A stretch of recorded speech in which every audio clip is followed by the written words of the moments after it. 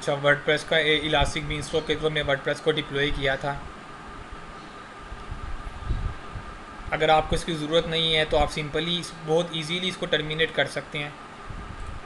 Action में गया, यहाँ पे टर्मिनेट इन्वायरमेंट आ रहा है। वो कहता है कि टर्मिनेट इन्वायरमेंट क्या करेगा, आपका परमानेंटली डिलीट कर देगा आपकी इस इन्वायरमेंट को, ठीक है। और this section can not be undone. Enter a name of the environment to confirm. Environment का नेम मैंने दिया और टर्मिनेट कर दिया। तो बैकएंड पे इसने जी जो इलास्टिक आईपी प्रोविजन किया था, जो सिक्योरिटी ग्रुप लिया था, प्रोविजन किया था, जो EC2 इंस्टेंस प्रोविजन किया था, वो ऑटोमेटिकली क्या कर देगा, सिंगल क्लिक के ऊपर जाके डिलीट कर देगा।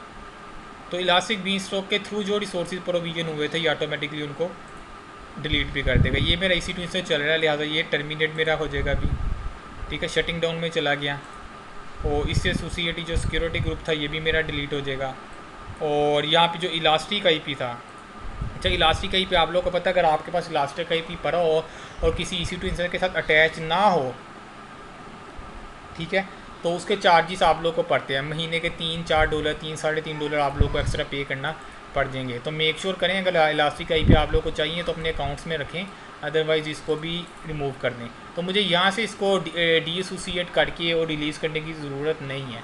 ये इलास्टिक बीनस्टॉक के थ्रू मैंने इन्वायरमेंट को डिस्ट्रॉय किया अभी, तो ये उसके थ्रू ही डिलीट हो जाएगा।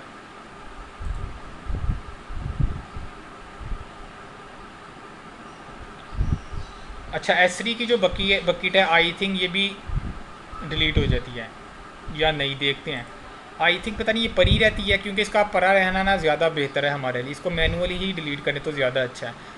याद नहीं मुझे आ रहा है ऑटो डिलीट होती है कि नहीं है, वैसे अगर ना हो तो ज़्यादा अच्छा। उसकी रीज़न ये है कि आपकी जो इलास्टिक बीनस्टॉक के थ्रू जो आपकी ये बकेट बनी है, ठीक है, उस बकेट के अंदर आपकी एप्लीकेशन के वर्जन पड़े होते हैं। कल को हो सकता है आपको अपना सोर्स कोड चाहिए हो स्पेसिफिक वर्जन, तो आप यहाँ से जाके वो उठा सकते हैं।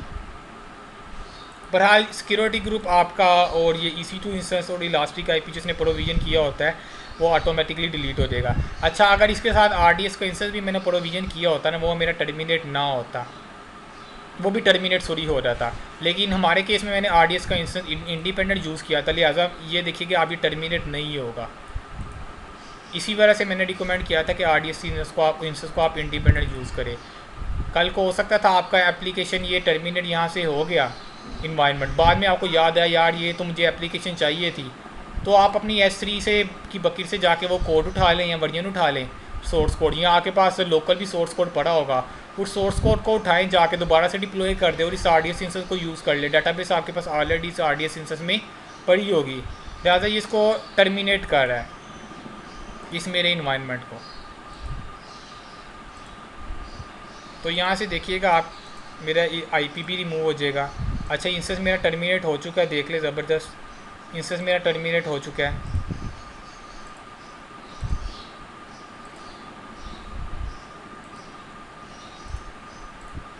थोड़ी देर में मेरा IP एड्रेस भी यहाँ से ये निकल जाएगा। ये ले, IP एड्रेस भी मेरा यहाँ से निकल गया है और EC2 इंस्टेंस भी मेरा टर्मिनेट हो चुका है, जबकि RDS का इंस्टेंस मेरा स्टिल एग्जिस्ट करता है और ये अवेलेबल स्टेटस में है। ये आप लोगों को मैं दिखा भी देता हूँ। और अगर मैं यहाँ से सिक्योरिटी ग्रुप में आता हूँ तो सिक्योरिटी ग्रुप भी जो इसके साथ क्रिएट हुआ था वो डिलीट हो चुका है। अच्छा, S3 की बकेट देख लेते हैं बकेट डिलीट हुई है कि नहीं।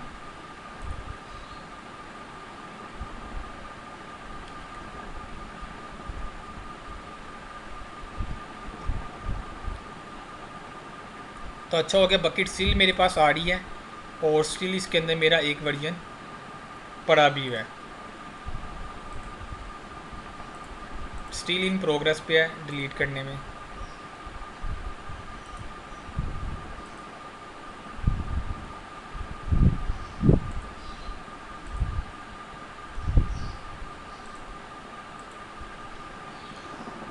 तो कोशिश करें जैसे ही आप कोई लैब करें और फ्री टियर में रहते हुए आप लैब कर रहे हैं तो उसको फ़ौरन से डिलीट कर दें आप, अगर आपको उसकी ज़रूरत नहीं है, ओवर चार्ज से बचने के लिए। अच्छा, अगर आप लोगों ने ये देखना हो आपके अकाउंट में फ्री टियर अभी है कि ख़त्म हो गया, ठीक है, एक ऑप्शन तो ये है, आपने जिस दिन साइन अप किया था ना AWS की तरफ से आपको ईमेल आई होगी, तो आप देख लें 1 साल तक का फ्री के 1 साल के लिए फ्री टियर की सर्विसेज मिलती हैं। आप देखें 1 साल पूरा हो गया कि नहीं हुआ। ठीक है। दूसरा, अगर आप लोगों ने देखना हो कि आपका अकाउंट स्टिल फ्री टियर में फॉल कर रहा है, नहीं कर रहा, आपने बिलिंग डैशबोर्ड में आ जाना है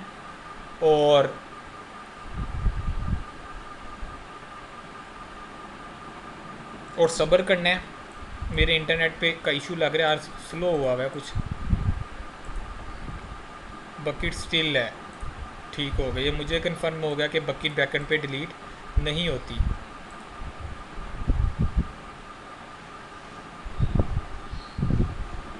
माय बिलिंग डैशबोर्ड में आगे और ये आगे और यहाँ पे आपके पास आ रहा होगा top free tier services by usages. अगर आपके पास ये ऑप्शन यहाँ पे आ रही है ना, तो इसका मतलब आपका अकाउंट स्टिल फ्री टियर के लिए वैलिड है। अगर आपका अकाउंट फ्री टियर 1 साल हो चुका है आपके अकाउंट को, देन आप फ्री टियर सर्विसेज को यूज़ नहीं कर सकते, तो आपके पास ये ऑप्शन भी यहाँ पे नज़र नहीं आएगी, ये ऑप्शन आपके पास अवेलेबल नहीं होगी। और आपने देखना हो, आपने इस मंथ टू डेट, इस मंथ, ठीक है, आपने फ्री टियर के कितनी सर्विसेज कितनी यूज़ कर ली हैं, वो बताता है कितनी यूज़ कर ली हैं आपने। अगर इसी लिमिट से आप चलते रहें तो इस मंथ के एंड तक मज़ीद कितना यूज़ कर लेंगे आप। तो मुझे बताता है कि यार जो मेरा EBS वॉल्यूम है ना वो ज़्यादा यूज़ हो रहेगा, यानी कि अगर मैं जिस लिहाज से मैं सर्विसेज को AWS को यूज़ करूँ, बाकी चीज़ें तो मेरी नॉर्मल हैं, लेकिन ये थोड़ी सी मेरी एक्सीड कर सकती है। यहाँ से आप व्यू ऑल करके मज़ीद इन्फॉर्मेशन भी देख सकते हैं। अच्छा, मज़ीद इंटरेस्टिंग चीज़ आप लोगों को एक चीज़ और बताऊँ कि इलास्टिक बीस्टॉक के इन्वायरमेंट में मैंने एक डेवलपर के थ्रू एक एप्लीकेशन डिप्लॉय की। ठीक है, इलास्टिक बी ये AWS का इन्वायरमेंट है, यहाँ पे एक EC2 इंस्टेंस आ गया। इलास्टिक बीस्टॉक के थ्रू क्या किया डेवलपर ने, यहाँ पे एप्लीकेशन डिप्लॉय कर दी। और ये एप्लीकेशन बैकएंड पे हमने RDS का एक इंस्टेंस रखा हुआ था। अच्छा, Node.js की वो एप्लीकेशन है, RDS का इंस्टेंस यहाँ पे पड़ा हुआ है जो इंडिपेंडेंट है इलास्टिक बीस्टॉक के इन्वायरमेंट से। मैंने बहुत दफ़ा बताया आप लोगों को कि RDS का इन्वायरमेंट रिकमेंडेड यही है कि इलास्टिक बीस्टॉक के इन्वायरमेंट से आइसोलेट रखा जाए, ताकि इलास्टिक बीस्टॉक का इन्वायरमेंट टर्मिनेट करने पे RDS का इंस्टेंस टर्मिनेट ना हो, वो आपका अवेलेबल ही रहे। तो सारा का सारा डाटा हमारा जाके एक्चुअल में स्टोर कहाँ पे होता है, RDS के इंस्टेंस में, इस एप्लीकेशन का। तो अगर कोई इशू आए ना इस EC2 इंस्टेंस में, अच्छा कुछ ऐसा भी होता है कि इलास्टिक बीस्टॉक के इन्वायरमेंट में जब मैं कोई कॉन्फ़िगरेशन अपडेट करता हूँ ना, तो उस कॉन्फ़िगरेशन को अपडेट करने के बाद जब मैं अप्लाई करता हूँ, तो अप्लाई करने के उस कॉन्फ़िगरेशन को इफेक्ट करने के लिए इलास्टिक बीस्टॉक क्या करता है, पुराने इंस्टेंस को टर्मिनेट करता है और नया इंस्टेंस बना देता है। इलास्टिक बीस्टॉक का बिहेवियर इस तरह से है। तो डेफिनेटली जब नया इंस्टेंस बनेगा तो लोकल फाइल सिस्टम में जो डाटा पड़ा हुआ था वो तो टर्मिनेट हो जाता है ना।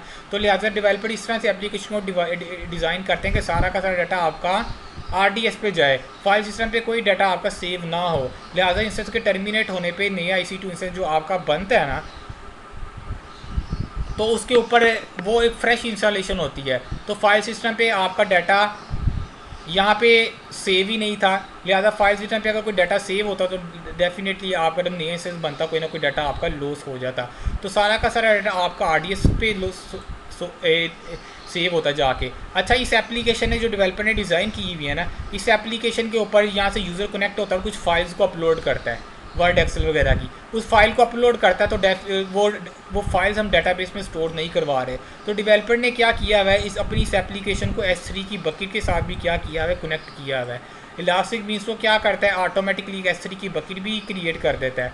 लिहाजा इस EC2 इंस्टेंस के अंदर डेवलपर ने क्या किया, जो एप्लीकेशन डिप्लॉय की है कोड के अंदर डिफाइन है कि जब भी एप्लीकेशन डिप्लॉय होगी S3 के अंदर ये बकेट है, इसके अंदर जाके डाटा तुम सेव करवा दो। तो लिहाजा हमारा डाटा, कुछ डाटा RDS के अंदर जाके स्टोर होता है, कुछ डाटा हमारा S3 के ऊपर जाके स्टोर होता है, लोकली कुछ स्टोर नहीं हो रहा होता, कुछ कंटेंट स्टोर नहीं हो रहा होता। लिहाजा EC2 इंस्टेंस कॉन्फ़िगरेशन को मॉडिफाई करने से EC2 इंस्टेंस टर्मिनेट होकर अगर नया बनता है, जो मैंने नेक्स्ट क्लास में इससे पिछली क्लास में मैंने आप लोगों को करके भी दिखाया था, EC2 इंस्टेंस को टर्मिनेट करके नया बनाया था इलास्टिक बीस्टॉक ने, तो उससे कोई इफेक्ट नहीं पड़ेगा आपकी एप्लीकेशन को, यूज़र का कोई डाटा लॉस नहीं होगा। This is how applications works in the actual environment. कुछ डाटा S3 पे जा रहा है, कुछ RDS पे जा रहा है। डेवलपर साहब अपनी एप्लीकेशन को उसने इस तरह से डिप्लॉय डिज़ाइन किया हुआ है कि लोकल फाइल सिस्टम के ऊपर डाटा आप लोगों का स्टोर ना हो, सिर्फ और सिर्फ लोकल फाइल सिस्टम के ऊपर क्या हो, लोकल EC2 इंस्टेंस के ऊपर आपकी क्या होगी, प्रोसेसिंग होगी। उम्मीद है आपको एक्चुअल IT ऑर्गेनाइजेशन के अंदर सर्वर की डिप्लॉयमेंट के स्नैरियोज़ की थोड़ी सी समझ लगी होगी।